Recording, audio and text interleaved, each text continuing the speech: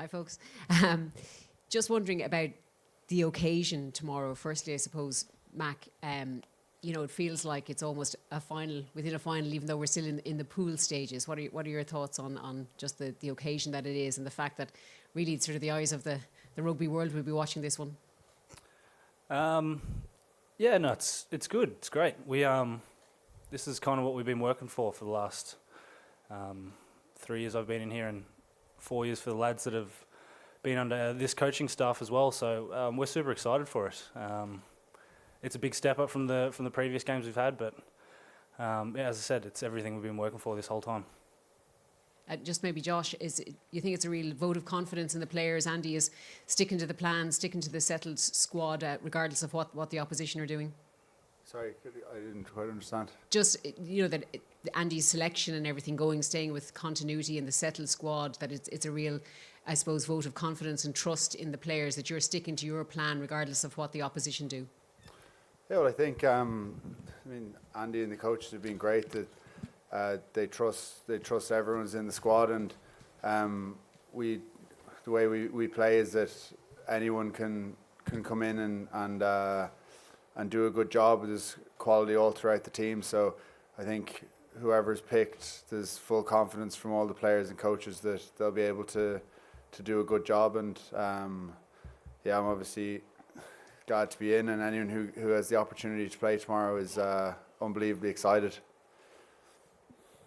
Christian? Hey, Paul. What kind of performance is it going to take to beat this Springboks team? That's going to take a big performance for sure. They're an excellent side.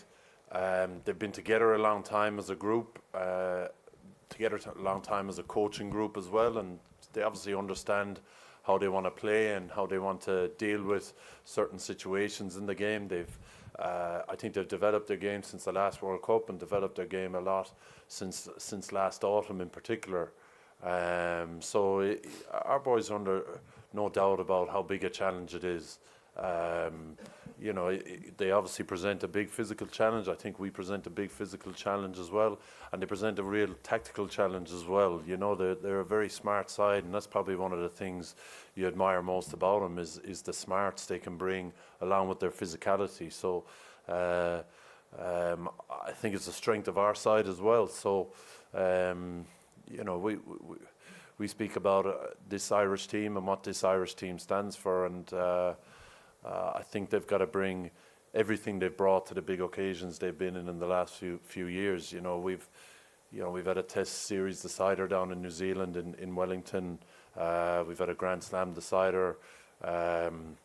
We've had a tough autumn series against some very tricky opposition, and the boys have always found a way and figured it out, and it's a real strength of theirs. So they're going to have to play super well tomorrow, but they're also going to have to figure things out, and it's something I really enjoy watching them do when they have a challenge in front of them, how they manage to figure it out as a group, and they're going to have to do that at the weekend. Now we'll take a question at the back first. Thank you. Paul, from a tactical point of view, does the absence of Malcolm Marx make the South African line-out a little bit more contestable from your defensive strategy? I don't know about that. I mean, Deon Fourie has always looked very competent to me. I remember when I was down in France here, I remember watching him swapping from back row into hooker for Leon, and he was absolutely incredible. Another thing, having a coaching staff that's been together for quite a long time, they know their lineouts. They know, there isn't a whole lot of change. They have a lot of continuity with that regard. They have very good options in the air. So I would say they feel pretty confident about it. And he's a wise kind of campaigner, Deon Fourie. He's been around. He's really experienced. So we'll be trying to pressure them for sure, but we'll be trying to pressure them the same way we'll be trying to pressure any hooker that comes off the bench. Just wait for translation for a second. Okay. Thanks. Hey, Paul. Just quickly, did everyone train today and everything okay? Yeah, everyone trained today. No problems. We had 33 out training, and it was great to have them all out there. You've focused as a coaching group on overcoming adversity, and a lot over the last couple of years. When you see what happened last night with Anton Dupont, is that a reminder that World Cups are never straightforward? And what was your reaction to that injury, and kind of what did it kind of remind you? Yeah, nothing is ever straightforward. I mean, we were down in New Zealand this year. We'd loads of people. Mack, I remember we used to meet Mack in the park. He used to train on his own in the park because he had COVID. Some of the coaching staff had COVID. We've had all sorts of challenges thrown at us, and it's a big strength of Andy's that he kind of revels in it and enjoys it. And there's no doubt there's going to be ups and downs during the World Cup, and there'll be ups and downs within the game. And players' experience and their willingness to, embrace those challenges and those obstacles is what's gotten them to where they are at the moment. So there'll be plenty of that tomorrow, there's no doubt about it. Question here for Josh, please. I'm Simon Walzer from Midi Olympique. Josh, I'd like you to talk about the physical dimension of the South African, and how do you guys as a team, what do you do to overcome this physicality? Do you have to be faster? Do you have to be more precise?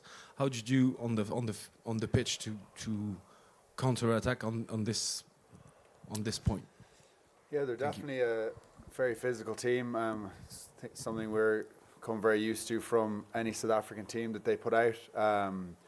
Certainly a part of their DNA, and I think from our side, I think rugby's a physical game. I think every game has a lot of physicality to it. So we know we'll have to be at our best in that area. And then there's the things that Paulie's talked about. Very smart. They come up with some good plays as well. It's not just the physical confrontation that they bring. They also have a load of different things outside that. So from our point of view, of course, we'll need physicality as with every game, but we'll probably need a good all-round performance in every area, I think. Okay, a question up here. Paul, how long have you been planning for this, to take on the challenge of that South African pack? And where does it rank for you as a coach in terms of the work that you've had to put into it to try and get one over them? It's right up there. I wouldn't say we've been, we've known our pool opponents for quite some time, so there's been plenty of chat about it. There's been plenty of days where we've had a bit of a focus on the teams within the pool, to figure out what they're about and what we need to be about on that day. But and the fact that we've known for a little longer means you have more time, but it hasn't been massively different. I think one of the things you can't do on these occasions is move away from how you prepare and move away from what you stand for. You have to tweak things a little bit, so that you're ready for the opposition for sure. But I think that's one of our big strengths is our understanding of what we're about and how we go about delivering that. It's hard enough every week ensuring that we deliver what we stand for, so there's certainly a focus on the opposition, but I would say not as much as you guys would think. Front. Hi, Mack. No. A question about your mindset. You seem to put a lot of joy in your game. How strong is your pleasure to play this game, this special game? It's probably everything that you kind of dream of when you're growing up playing in these sort of games. You don't know if it's ever going to happen. So for something like this to finally come around, playing a World Cup against the defending champions is, as I said, it's just something that you always hope to be involved in. And to get this opportunity, get this chance to play with this team, it's super special. And a few nerves for you, a few nerves here and there, but that's kind of what it's all about. The rugby is kind of made for these sort of games. To be involved in it is incredible, and pretty special to be playing alongside players like Josh and Johnny and stuff like that as well. Some guys in their third, fourth World Cup. It's very, very special. Okay. Hi guys, Stephen here from Favour Sports. Mack, a lot of conversations about the physicality, but you have a very different task ahead of you. Ches and Colby, Kirkley Arons on the wings, not the biggest wings, but lots of pace. How do you think? How do you guys plan on coping on that? And personally, how much are you looking forward to trying a bit of a different challenge when it comes to South Africans? Yeah, look, they're arguably two of the best wingers in the world. Colby, arguably one of the best wingers of all time as well. So, was lucky enough to kind of have a game sort of against Colby in the autumn, and same with Kurt Lee as well, and played against him for the Bulls and whatnot. So, kind of not used to. You can't really get used to playing these two lads at all. But I've played them a couple of times now, which is nice, and I have my kind of thing that I'll try to do before game to get ready for it and kind of get my mindset ready, and the rest will just come down to how I perform, and that's kind of all I'm looking at the moment. Not really what they're going to bring, but what I can bring to stopping them. Good afternoon, guys. Good afternoon, Paul. It's Kanyiso here from News 24 Sport in South Africa. Just talk us through your thoughts about the Springboks' 7-1 bench split. It's divided opinion in South Africa. It's divided opinion across the world. What are your thoughts, and how were you surprised / shocked were you about that particular bench split? I don't have a problem with it anyway. That's one thing for sure. But and you know, if you have guys that can cover there, it makes sense for you to do. And if it's something that I feel gives you something, fair play to them. You know, our plan is 5-3. Their plan is 7-1, and I don't give it a whole lot more thought than that. Josh, just talk on your matchup with Siakulisi, and as well there's the fetchers on the bench. They've got Van Staden, Kwagga Smith, and who else? 3 fetchers on the bench. Just what do you expect from on the breakdown? Yeah, I mean, there's some quality all throughout the South African team, especially the breakdown threat. I think there's certainly any time I'll hope to be involved, we're obviously trying to stop them getting turnovers or competing at our ball, and that goes across the whole team. Everyone has a role to play in that, and it's obviously a huge threat and something that has worked really well for South Africa and South African teams in the URC as well. So it'll definitely be a big challenge, kind of something we kind of looked at earlier in the week, but I suppose now we're just thinking about trying to look at our own performance and try and be as good as we can be, and hopefully that stops them having a big effect on the game. But it'll certainly be a big challenge, as it always is. And then last one for Mack Hansen. Could we expect interesting haircut tomorrow? Don't know. Maybe now that you've said it, put it in my head a bit. Maybe I'll try to think of something for you. Okay, got time for 2 more questions. We've got one at the back here. Hey folks, Josh, Ireland are obviously fairly used to playing here at this stadium. Tomorrow is going to be a very different experience. Over 30,000 Irish fans expected. How much are the players looking forward to that experience? Yeah, it's absolutely incredible. As Mack had said, it's the games you want to be playing in. It's obviously an unbelievable stadium here in the Stade de France, and I mean I've played here a few times now, and playing with a few Irish fans there and stuff, but mostly French fans, is obviously incredible. But it'll be even more special playing tomorrow, and it's I suppose it's the dream. It's every kid's dream to get to play in front of that many Irish fans at a World Cup in a stadium like this. It's against a team like South Africa as well. It's a dream come true, really, and it's incredibly excited, and I think everyone is. Looking forward to it.